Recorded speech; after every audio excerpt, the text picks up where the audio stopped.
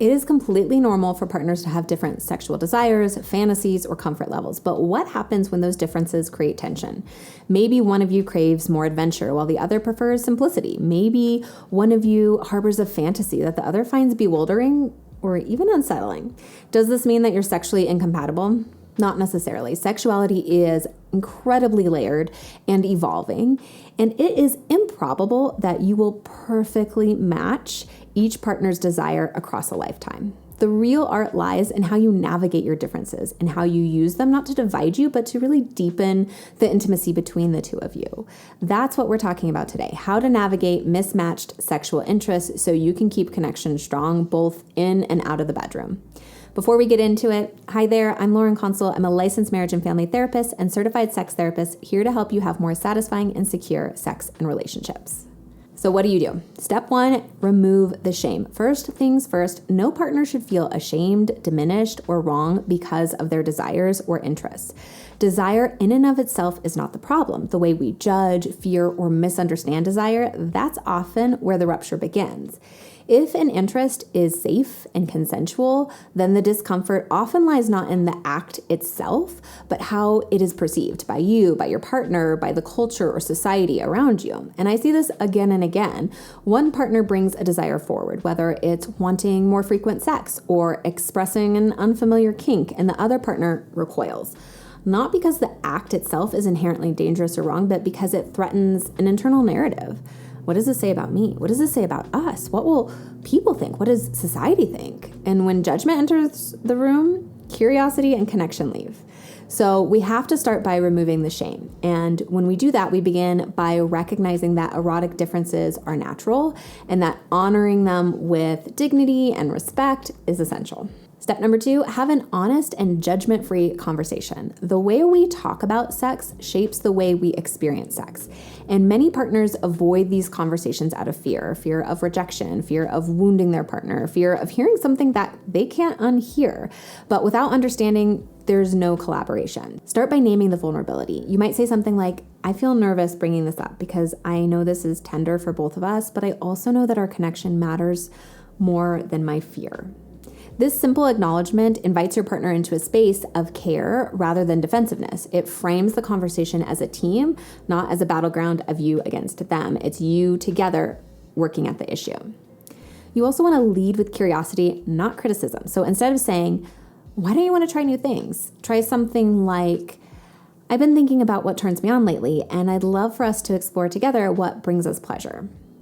Now, you also want to be open about your desires and your hesitations. If you crave more frequent intimacy, you might say something like, I know my desire feels stronger at times, but it's not about pressuring you. That's the last thing I want to do. It's really about finding ways for both of us to feel connected and desired and have both of our wants be honored.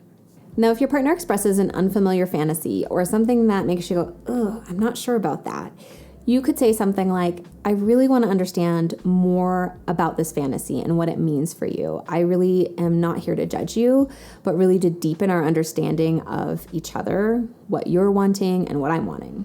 So again, you're working as a collaborative team. The goal in these early conversations is not to problem solve. That will come later because you first have to understand what is happening for each of you, what you're wanting, what scares you, what you're desiring, all of that, so you can craft a solution that's actually going to honor both of you. So think of these early conversations as you're gathering information about each other's inner erotic landscapes, and it's just information gathering. Step number 3 is collaboration. You want to build an erotic bridge. So once you have an understanding, and this is only after you really understand what's going on with your partner, what's going on with you, you can start creating a bridge between your worlds. And this is not about coercion or obligation. It's about collaboration, flexibility, and trust. So some questions to ask yourself is, can I be open to trying something new, even if it's not my fantasy? Can I honor my partner's desire without feeling that I must betray myself? Can we create a sex life that feels rich for both of us, even if we're not identical in our turn-ons? In these conversations, start small, add slowly, and adjust often. Because now we're in the phase of what do we do about this? We understand it. What do we do with the understanding? Now, for example, if one of you loves rough foreplay and the other prefers slow sensuality, can you blend both in a single encounter? Can you alternate? Or if one of you is drawn to role play, but the other feels awkward, could you start with simple dress up? Or without fully stepping into character, can you read something about this particular role play? Or it might be that one partner has a kink that the other is not comfortable actually doing. Well, could you step that back? Could you incorporate the kink just verbally during intimacy? Could you explore it through shared erotic media? You want to think of your sex life as a Venn diagram, your desires, your partner's desires, and that amazing overlap where the new possibilities live. What do you do when there's a hard no? There's going to be moments where a desire meets a boundary, and that is perfectly okay. It's perfectly okay to say no, and it's also okay for your partner to say yes to something that they long for. So if you find yourselves at a point where there is no shared experience around a particular desire, the next question is, how do we honor this part of you for the partner that longs for this? And this might be through solo erotic exploration. Maybe it's through ethical non-monogamy in cases where the desire feels really central to one partner's erotic identity.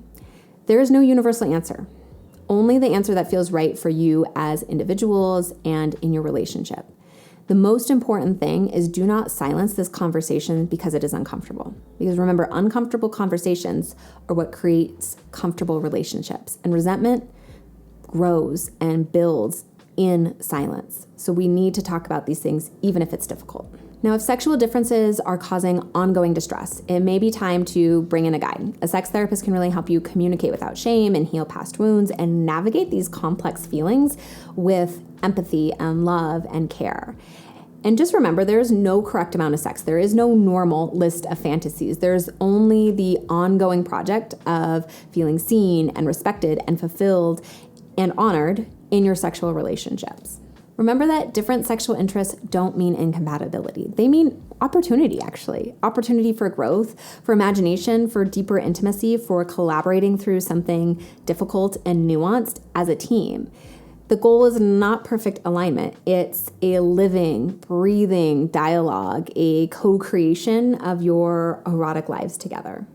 So what about you? Have you and your partner ever navigated sexual difficulties? I'd love for you to share your thoughts in the comments. I think it's so helpful for us to hear from others' experience because this is something so many people don't talk about. So it's like, I don't know, am I normal? Is this typical?